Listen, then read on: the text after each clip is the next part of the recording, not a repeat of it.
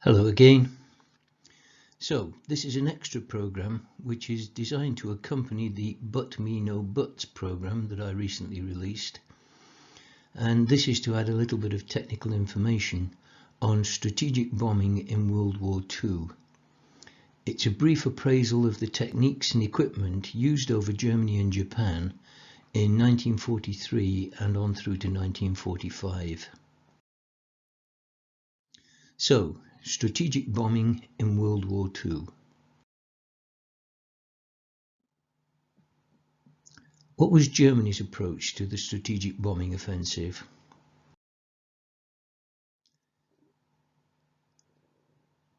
We know already that the Heinkel 111, the so-called Schnell bomber, was the backbone of every German blitz bombing effort, although it was really used as a tactical weapon, following up or anticipating the moves of the Wehrmacht during blitz campaigns.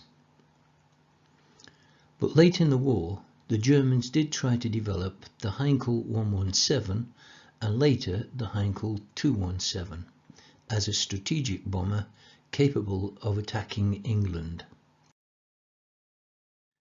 This was all part of the search for Hitler's wonder weapon, which included the V-1 flying bomb, the V-2 rocket bomb, the V-3 supergun, which was intended to fire shells from France at the rate of 50 per hour, landing in the centre of London. Also the other V-3 project, which was an extended V-2 rocket capable of transatlantic flight to bomb New York, and the Horton brothers experiment on a flying wing that would also be capable of transatlantic flight to bomb New York. Unfortunately, all of these projects suffered from Hitler's interference. Even with the world's first operational jet fighter, the Messerschmitt 262, which could have been in service several months before it actually was, and could have torn great holes in the American daylight bombing campaign, possibly leading to its suspension. But Hitler kept interfering because he wanted it to be a jet bomber. He also interfered with night defences in terms of radar distribution and their links to anti-aircraft defences, and never allowed the Luftwaffe to settle down to a single successful night fighter which would be capable of knocking the RAF out of the sky. The Germans did come into World War II with a level flight bomb sight of improved capability.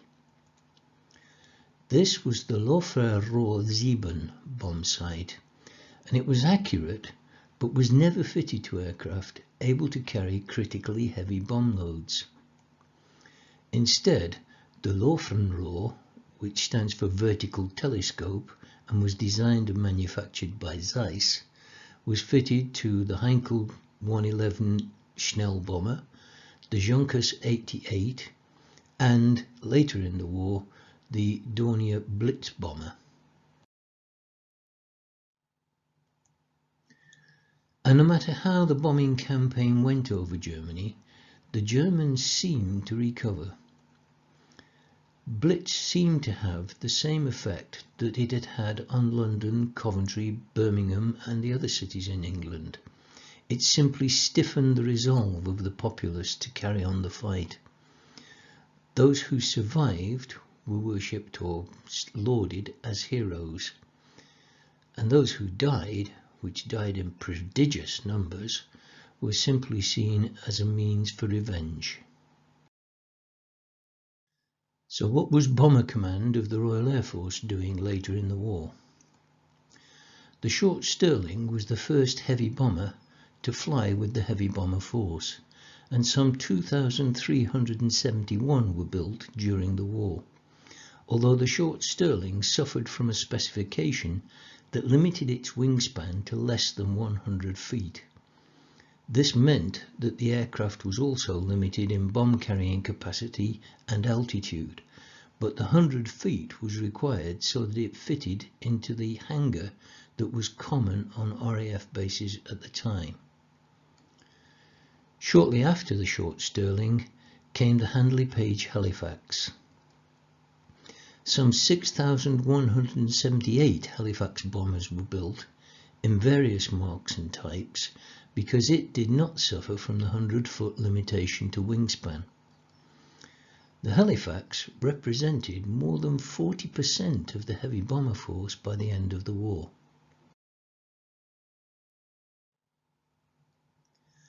But outnumbering them both were 7,377 Lancasters, built in a wide variety of marks, types and models.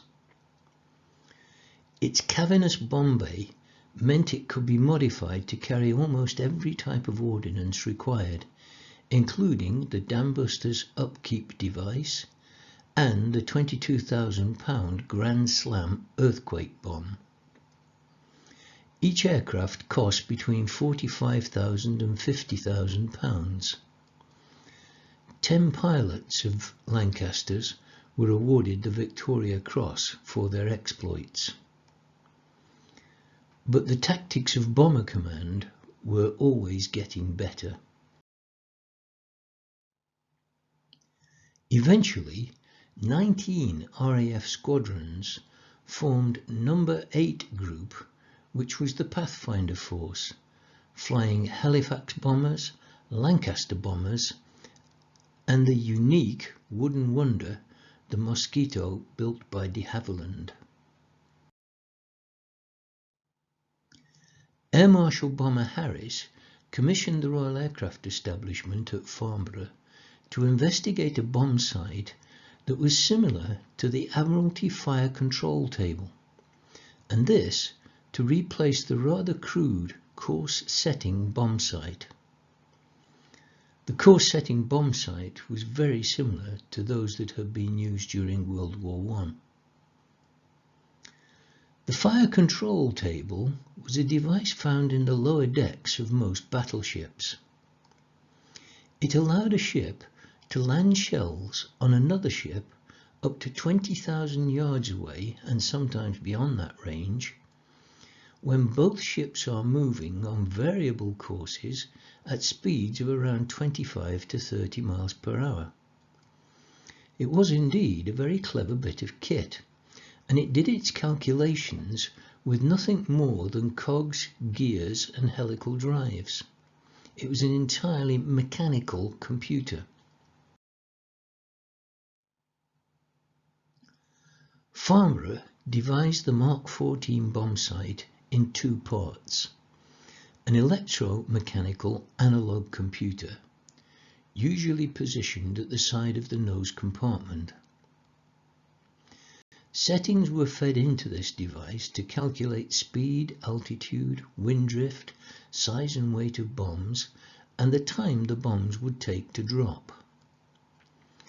The results from this computer were then fed into the bomb sight, which itself was located at the front of the nose compartment with a clear view of the target. The two devices together greatly improved bombing accuracy.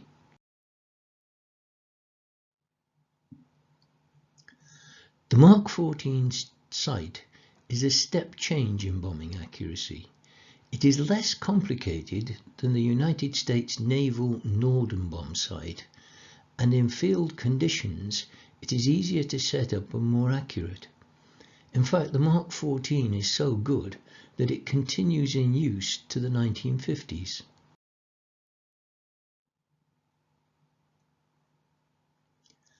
Along with the new bomb sight comes electronic measures such as G. G is a transmitter that projects a curved path which can be set to intersect the target. An aircraft finds this path and then flies along it. It picks up the signal from a small aerial behind the cockpit, and it's displayed to the navigator and the pilot in the cockpit. A second transmitter transmits a cross bearing which gives an approach to and a final bomb release as the target is reached. A development of G is oboe. This allows an aircraft to fly with cross-reference bearings locating its position over the continent. But the limitation of oboe is that at first it can only manage one aircraft at a time. This was resolved with the introduction of more transmitter stations, controlling several aircraft down the same beam, or aircraft simultaneously flying on a different beam. G and oboe was still limited for range, however. The radio beams went in straight lines, but the Earth is curved. So as G reached further into Europe, the aircraft was actually flying below the signal. Pathfinder Mosquitoes could counter this by flying very high so that they could pick up the beams and then diving to mark the targets, but this required careful coordination. Then came the targeted radar, originally designated BN for blind navigation, but it quickly became H2S. It's the bump underneath most of the bombers in the second half of World War II, and inside there is the H2S radar scanner. The S referred to the operating wavelength in the centimetric band, which ultimately gives us the 10 centimeter S band. Centimeter spelt with a good old British S. That will really have them fooled.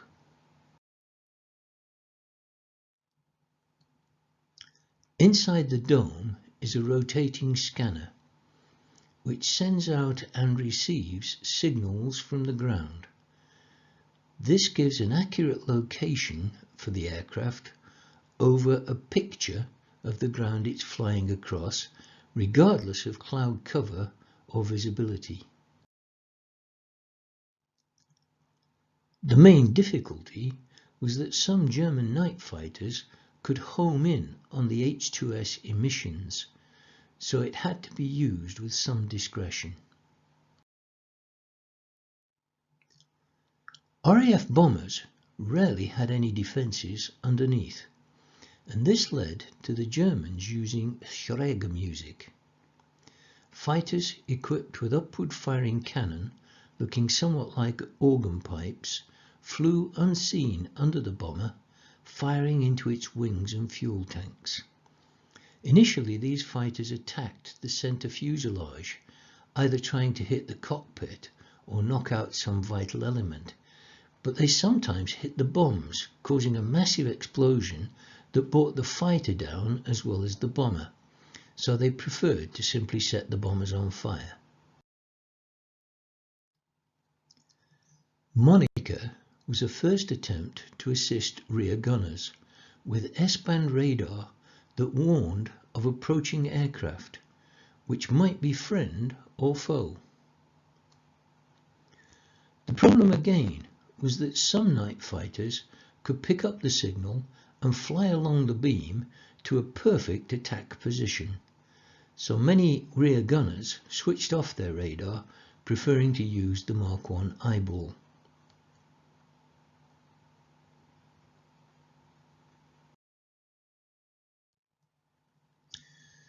As soon as it was discovered that the Germans could fly down the beam, Monica was replaced with Village Inn, which was an automatic gun-laying turret that aimed and ranged the guns to intercept the track of an incoming fighter, which was also equipped with identification friend and foe, so you knew it was an enemy, and set up the best firing position.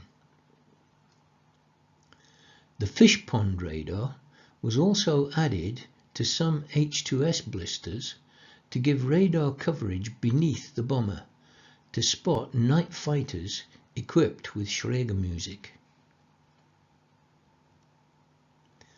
The monitor screen was located in the radio operator's position. If either the rear gunner or the radio operator had signal of an incoming fighter, they would order the pilot to make a corkscrew.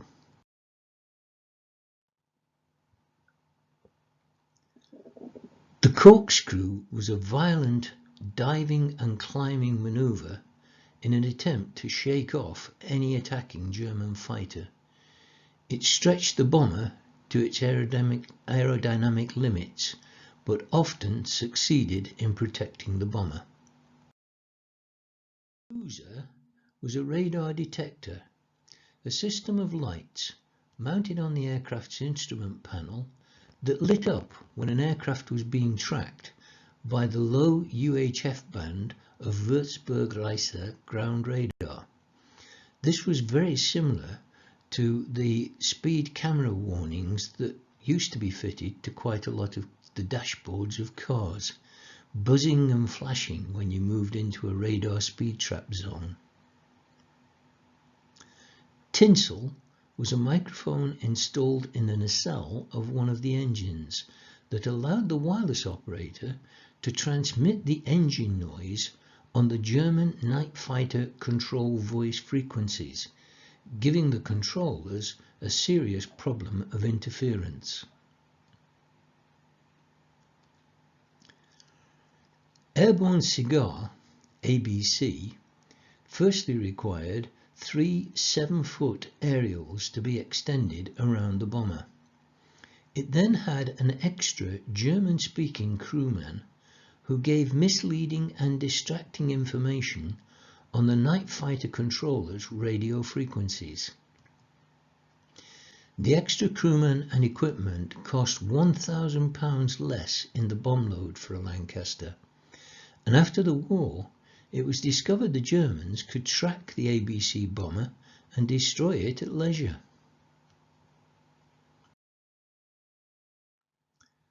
Unfortunately, none of these devices guaranteed the safety of the bombers. They suffered terribly from heavy night fighters equipped with airborne radar and an array of heavy cannon weapons. In fact, most of the night fighters were converted fighter bombers or even bombers. Speed was not important. What was important was endurance in the air and the ability to carry heavy equipment and heavy weapons. By 1943, the Germans had also installed ground-based radar stations that formed aerial detection chains across most of the country. With belts of radar-controlled anti-aircraft batteries protecting the frontiers and the main cities, and anti-aircraft batteries defending the key cities of the Reich.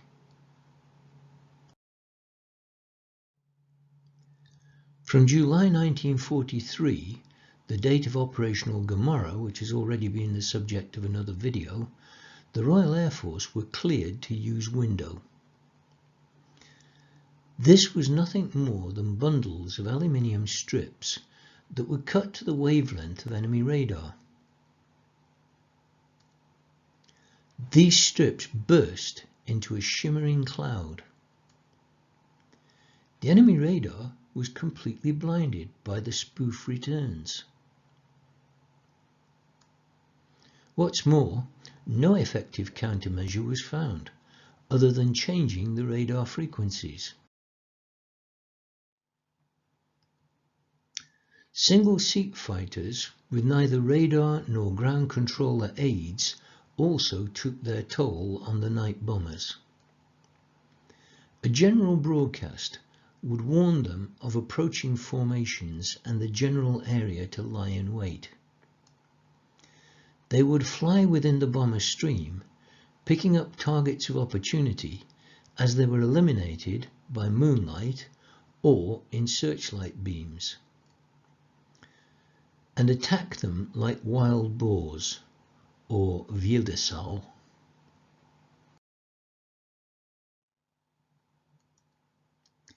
Finally came the stabilized automatic bombsight, or SABS. This was the Royal Air Force programmable bombsight that was used in the later months of World War II. It was based on the same tachometric principles as the more famous Norden bombsight, but SABS is again much simpler. It can be set up twice as quickly as the Mark 14 and 5 times more quickly than the Norden.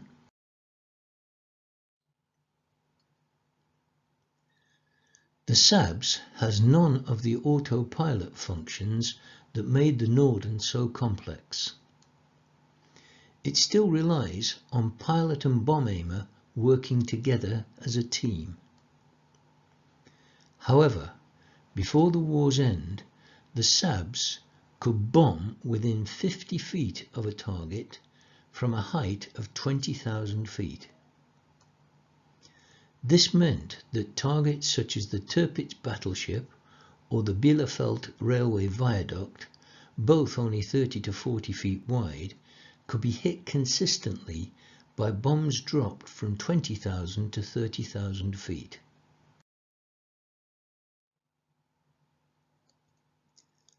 The SABS still relies on basic trigonometry for its accuracy,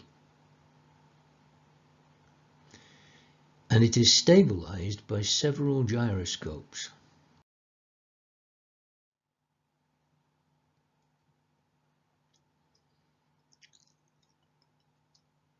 The idea is that the bomb aimer picks a spot at his initial point as a checkpoint.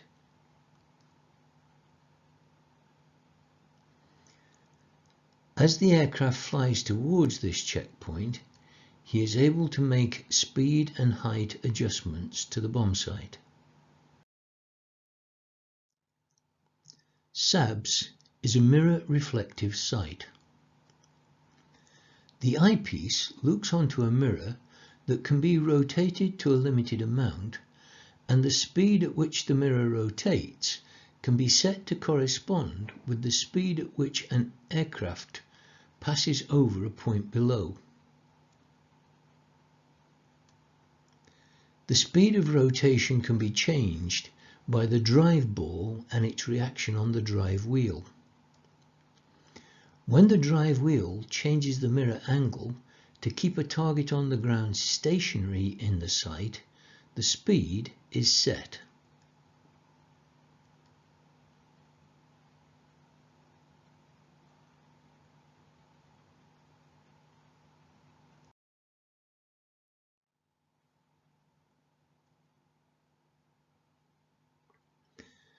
As an aircraft climbs, the air pressure around it reduces. This reduction is directly proportionate to height, so the loss of pressure can be calibrated to show the height above the datum set at takeoff. This pressure to height relationship is measured by the altimeter. But air pressure varies from time to time and from place to place, so the altimeter may not be accurate. The SABS bombsight can check the altitude of the aircraft by taking an initial point, measuring the angle to that point, the speed of the aircraft is known, so time by speed equals distance, and that gives the adjacent side of a tangent triangle. The other side represents the height of the aircraft. SABS now has speed and altitude accurately confirmed and set in the sight. The next problem is crosswinds. An aircraft might appear to be flying straight ahead, but it is flying in air, and that air will itself be moving as wind.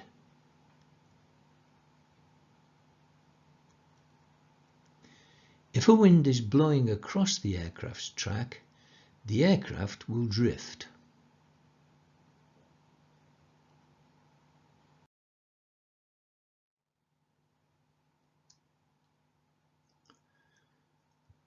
To counteract this, sight a point directly ahead of the aircraft.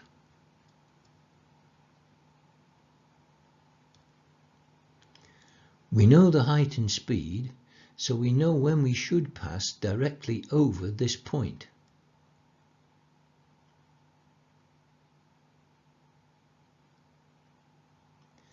Check the vertical alignment at that time and assess the drift.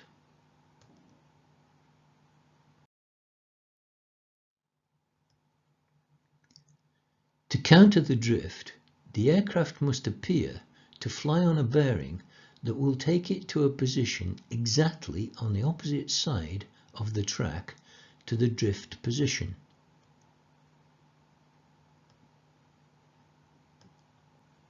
That's the track. The bomb aimer can quickly adjust the angular controls on his sight to set an apparent course to negate the drift. Speed, height and drift have now been checked and fed into the SABs.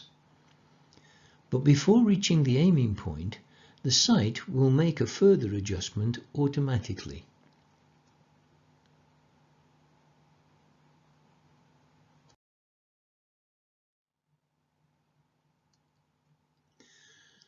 The bomb sight needs to compensate for the effect the wind will have on the bombs as they fall from the aircraft. This will not be the same as the drift angle on the aircraft, but the bombs will be affected by wind pressures as they fall.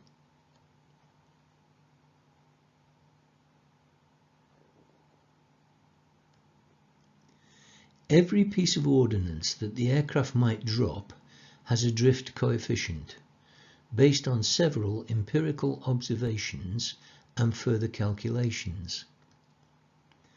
The bomb aimer will have fed these coefficients into the sight when he knew the bomb load being carried. The SABs will automatically use the drift coefficient to offset the height, speed and relative wind direction and relative wind speed.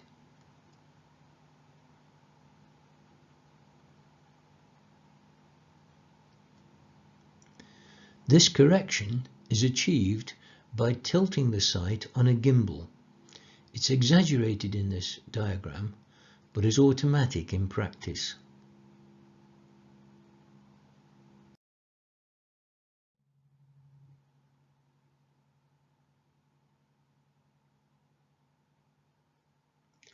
The SABs calculates and simultaneously makes its corrections for the variables of speed, altitude, drift, wind pressure and bomb trajectory.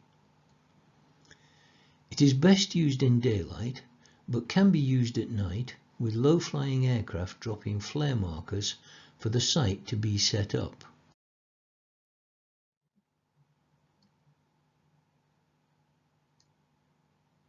The sight adjustment period is relatively short, and the sight is now programmed to take account of all the bombing variables. It does need good visibility for precise bombing, however. When the aircraft reaches the aiming point, it is ready to bomb.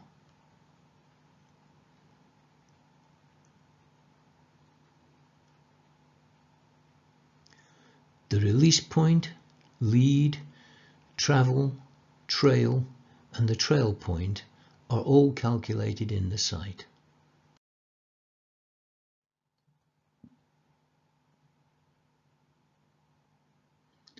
And the bomb will find its way to the target.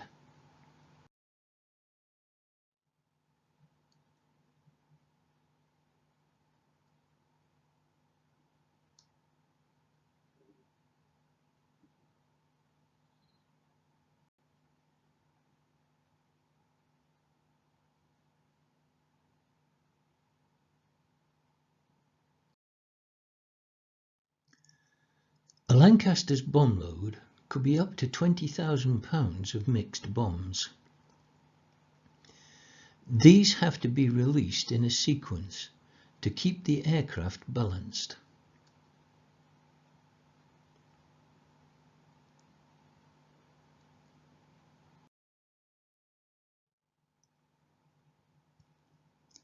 Or they can be released together and still keep the aircraft balanced.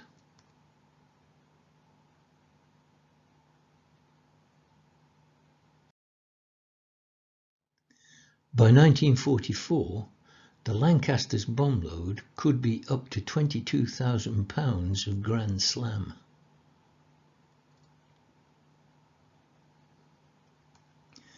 When this was released, the Lancaster jumped up over 500 feet as the weight disappeared.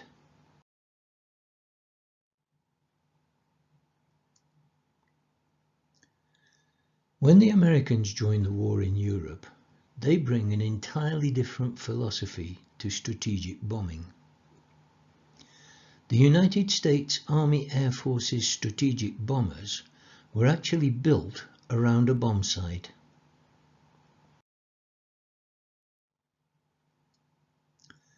The Norden bomb site was beautifully designed and magnificently engineered as early as 1936, against a specification for the United States Navy for a straight and level bomb site capable of hitting an enemy ship. Setting up was complicated and took quite a long while, when the bomber must fly straight and level. The site then flew the plane on an autopilot and dropped the bombs automatically. Again, the bomber must fly straight and level for the entire bomb run.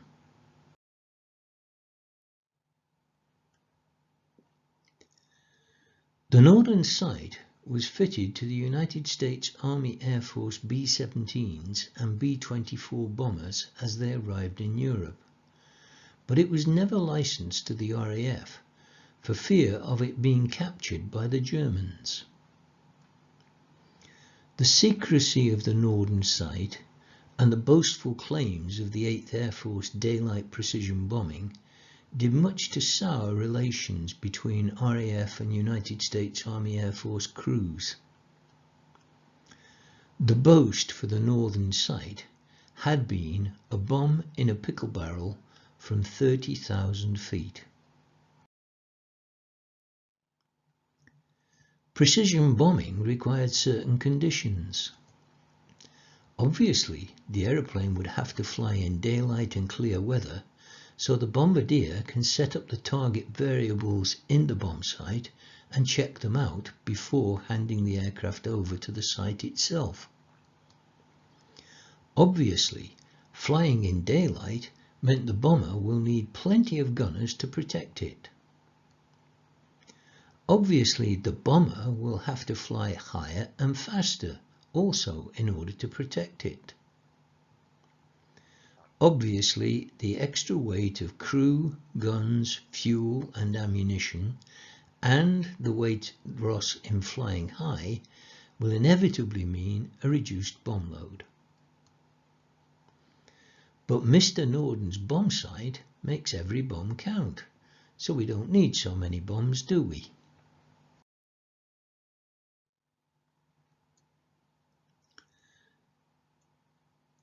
Plenty of guns to protect it means that the B-17 was literally a flying fortress that bristled with guns. As did its sister in the 8th Air Force, the consolidated B-24 Liberator. The only crew members in a B-17 that did not have any guns to fire were the pilot and the co-pilot.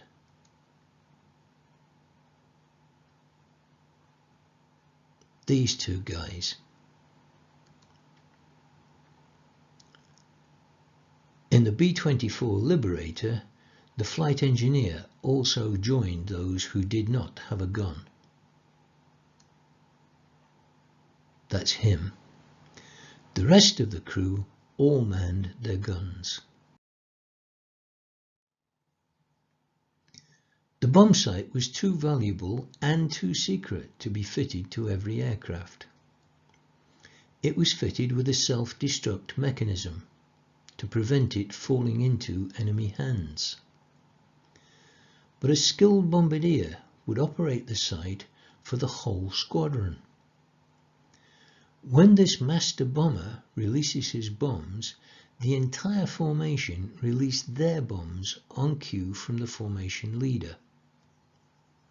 Hence, the strong emphasis on formation flying that is mentioned in feature films such as the 1949 10 O'Clock High. The tighter the formation, the better the bombing results. But in enemy action, the formations were frequently broken up, and bombs were scattered.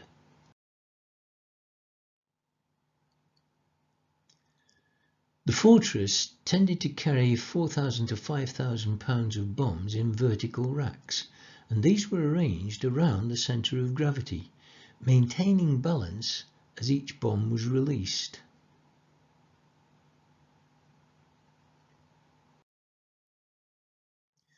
And the formations flew in flights that were scattered and arranged at different levels, giving mutual protection and improved bombing results.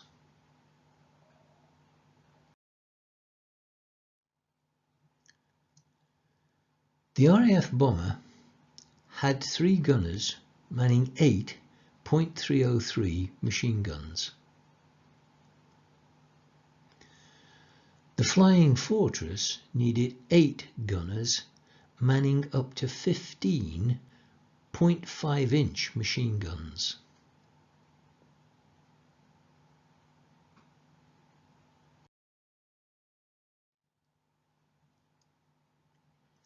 Both aircraft had a bomb aimer front gunner. Both aircraft had mid-upper gunner with 2 machine guns.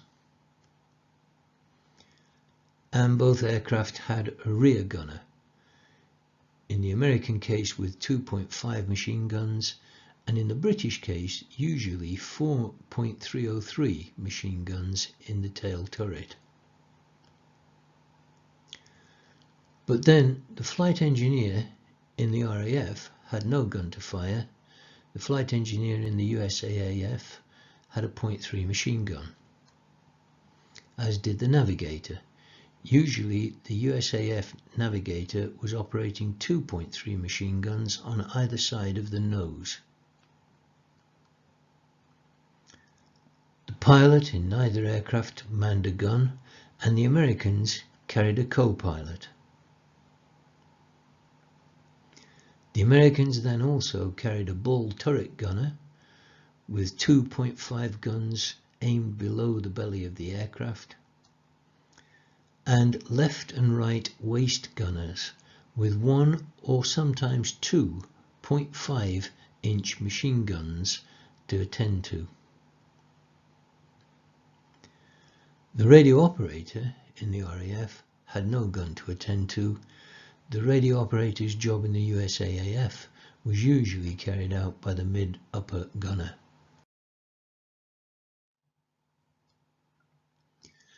.303 machine gun ammunition in belt looked like this.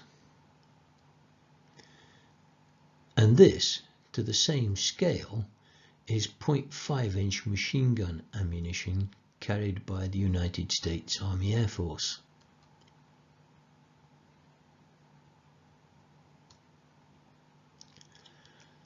All machine guns required a supply of ammunition.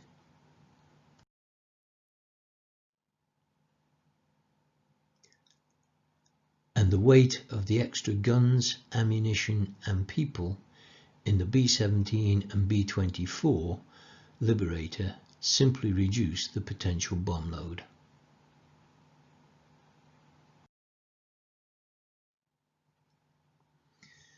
Interestingly, The de Havilland Mosquito, which was originally designed as a fighter, could, in its bomber version, carry a greater weight of bombs right out to Berlin than the main United States European strategic bomber. The B-17 is undoubtedly a legend, but as a strategic bomber it is severely limited. The long, straight and level bomb run required by the Norden site also led to difficulties over the target.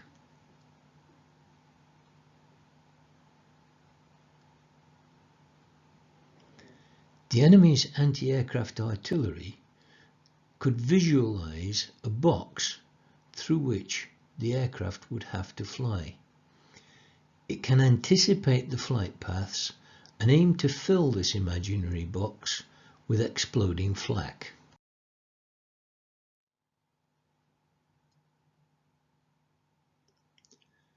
As the bombers approached, they can see what awaits them ahead of the target.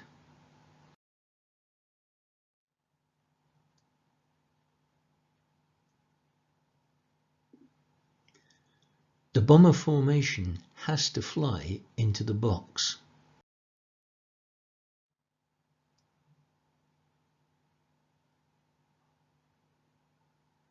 And may not all get out.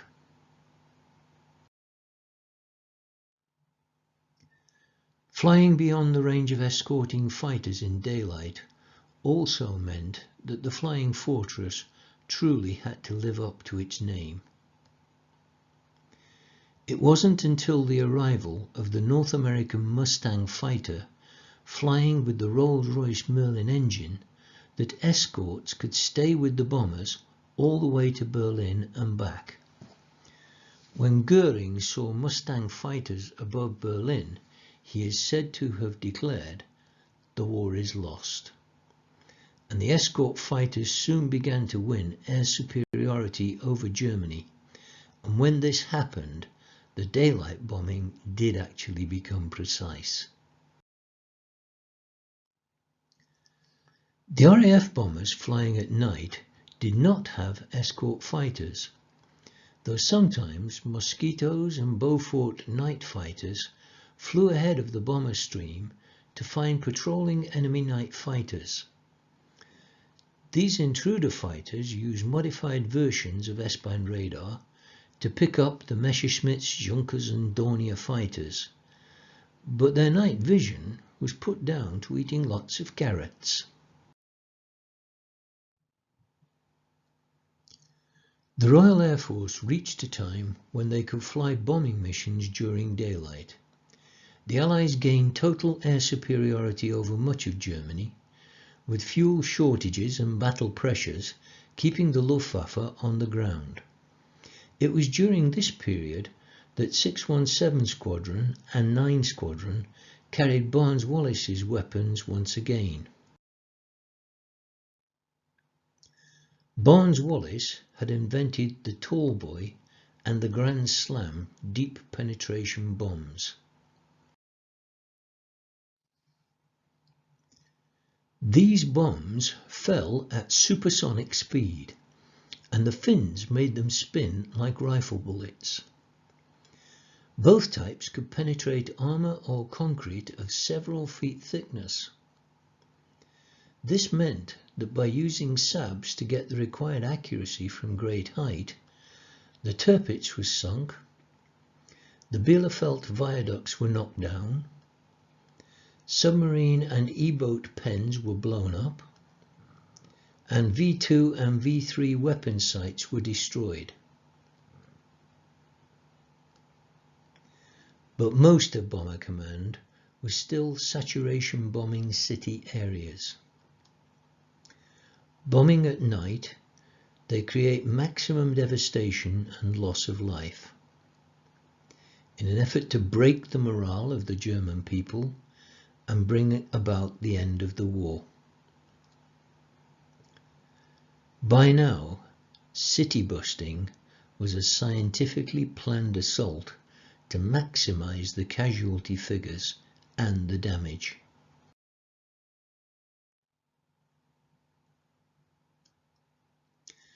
First came a wave of bombers dropping 200 and 500-pound bombs to damage buildings.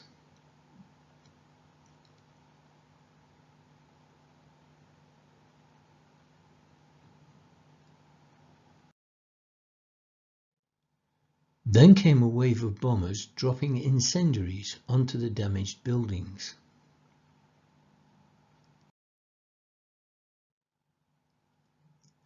The damaged buildings would burn well.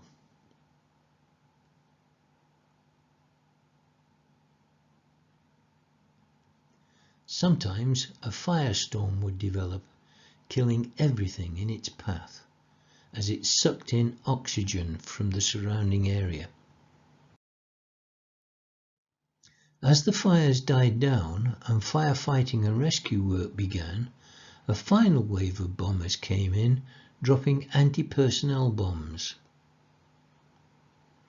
and also the occasional time-delayed landmine.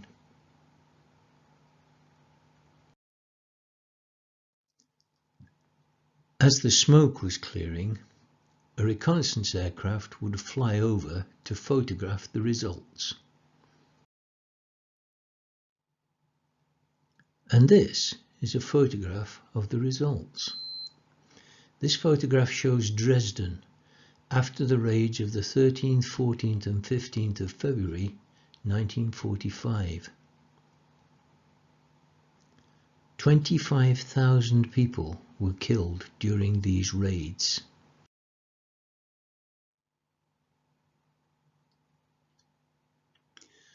The raid was demanded by Stalin, who said that Russian émigrés were escaping from the Soviet Union by passing through Dresden to surrender to the Western Allies. He demanded a raid to cut off this escape route. Churchill, as the arch politician, agreed with this and ordered that the raid should be carried out. Jimmy Doolittle of the 8th Air Force also wanted 8th Air Force involvement, and he volunteered for the 8th Air Force to carry out daylight bombing raids on the days between the nights of bombing. And Arthur Harris, head of Bomber Command, was the person who drafted the final orders. Dresden was a raid too far.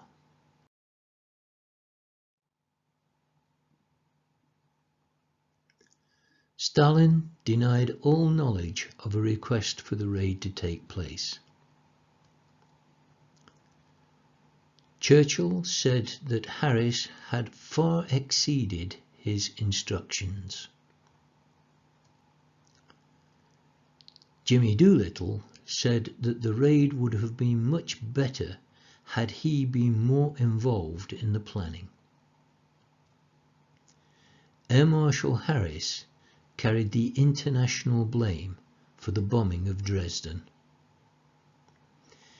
and he was left almost alone to defend the bomber crews of Bomber Command at the end of the war for what they had given to bring about the peace.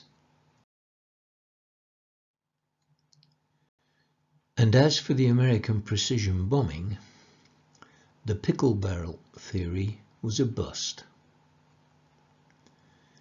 The area firebombing of Tokyo was a model of saturation bombing. 282 B-29 Superfortress bombers dropped 564,000 pounds of firebombs. 100,000 people were killed.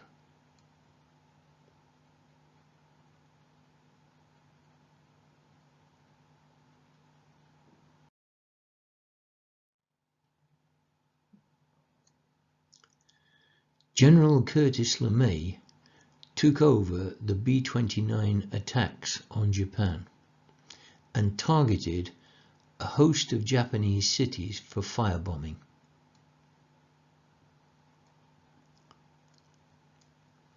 Well over 1 million people were killed in these raids.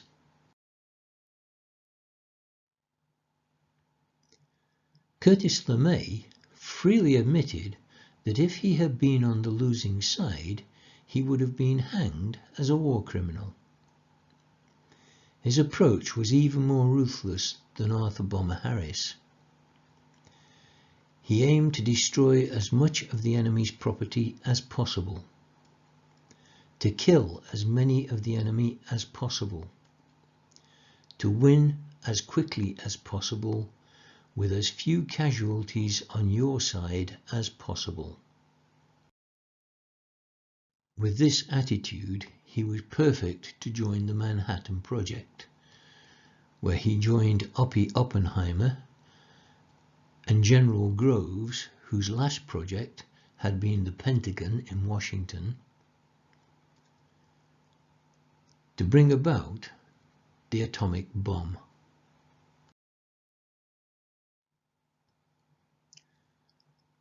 Paul Tibbets, commanding an aircraft that he named Enola Gay after his mother, dropped Little Boy on Hiroshima on the 6th of August 1945. Tibbets was the only Air Force person who had any idea of the power of the atom bomb, and he had never even seen films of the tests. He had only seen the scientific calculations of likely yield.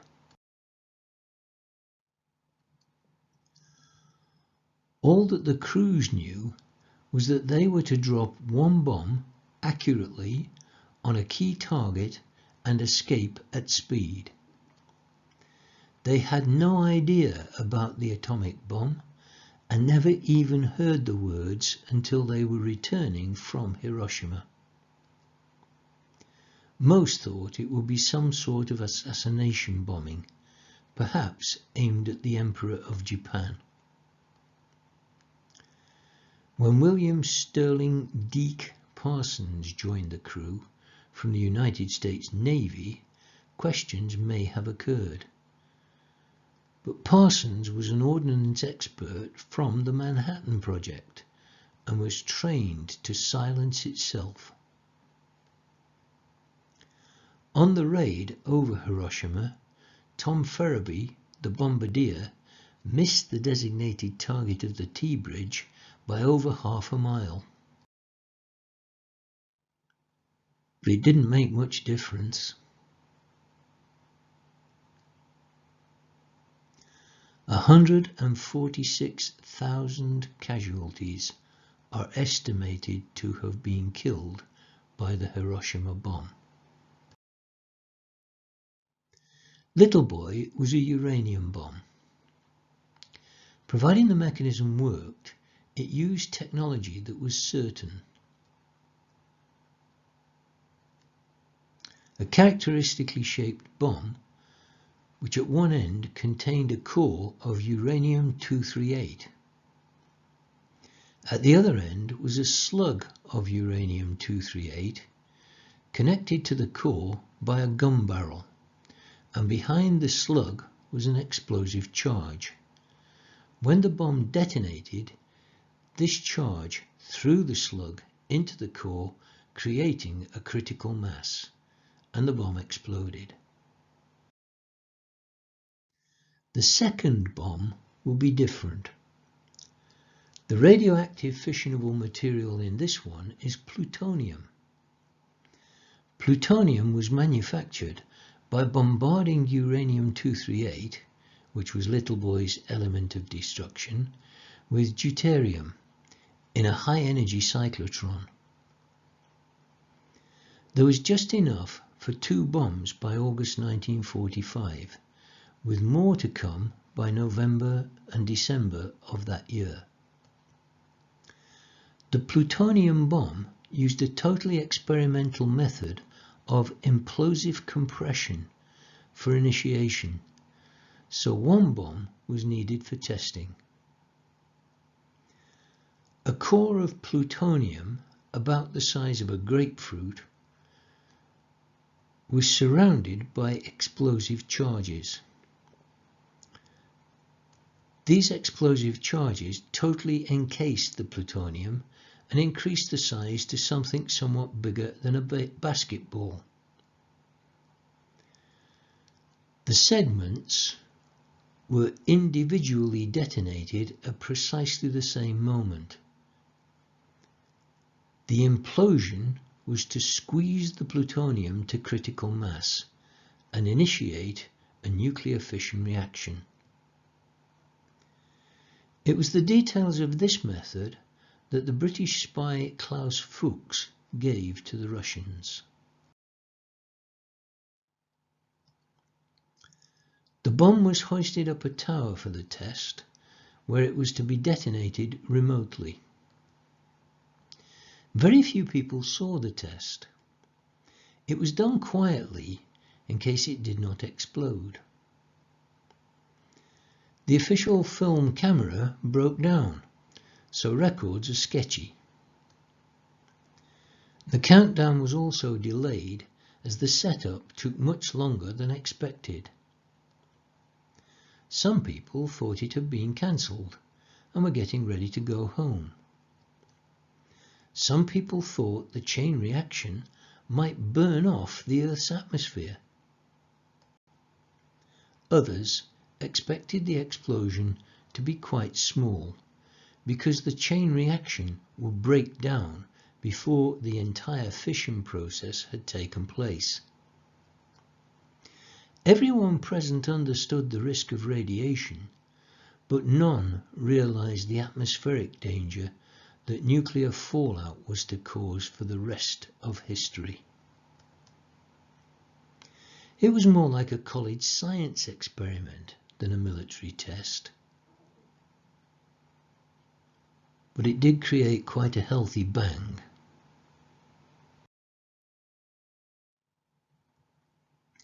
Charles Sweeney was commander of the B-29 Brock's car that dropped Fat Man onto Nagasaki.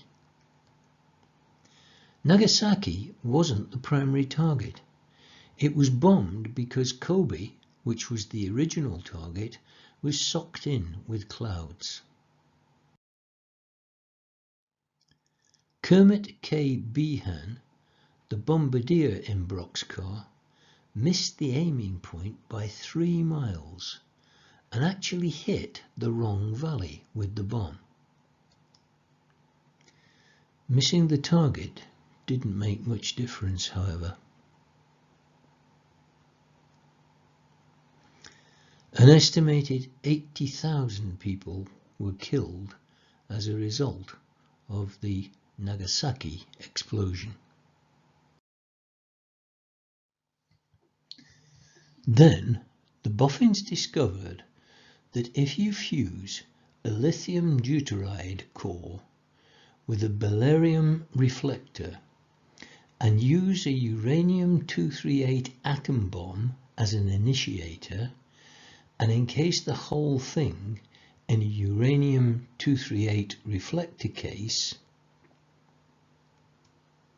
you get a really terrific bang. This is the hydrogen bomb.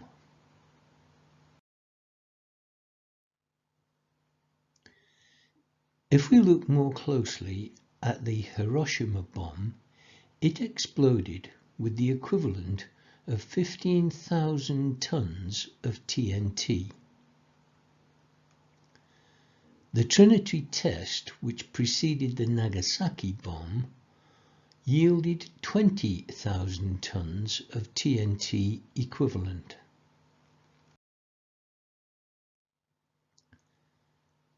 These two tests are here as we map the effect of the hydrogen bomb. Hydrogen bomb Mike had a yield of 10 million tons equivalent of TNT, and Bravo increased that to 15 million tons. And finally, the Tsar bomb, exploded by the Soviets, that became the largest man-made explosion in history, actually exploded with 50 million megatons of TNT equivalent. We can now destroy the world 20 or 30 times over. The acronym MAD was perfect. Mutually assured destruction. And on 2 or 3 documented occasions, it came very close.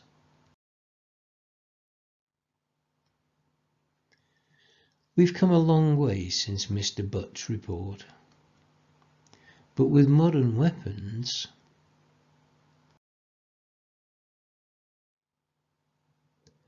the bombs can't miss. 5 miles is simply a minor error.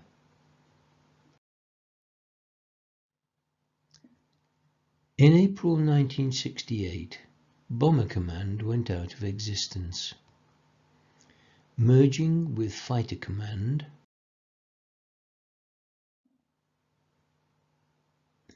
to form the RAF Strike Command. And now all 6 of the original RAF commands have been merged as groups into Strike Command.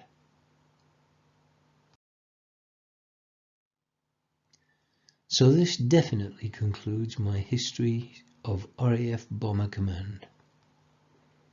I hope you found them interesting, or we'll catch up with them later.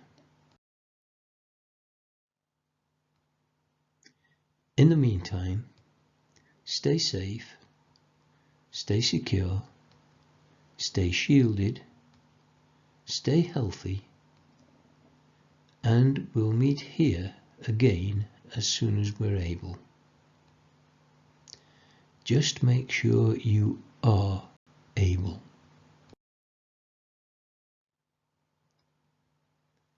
Bye for now, and thank you for watching.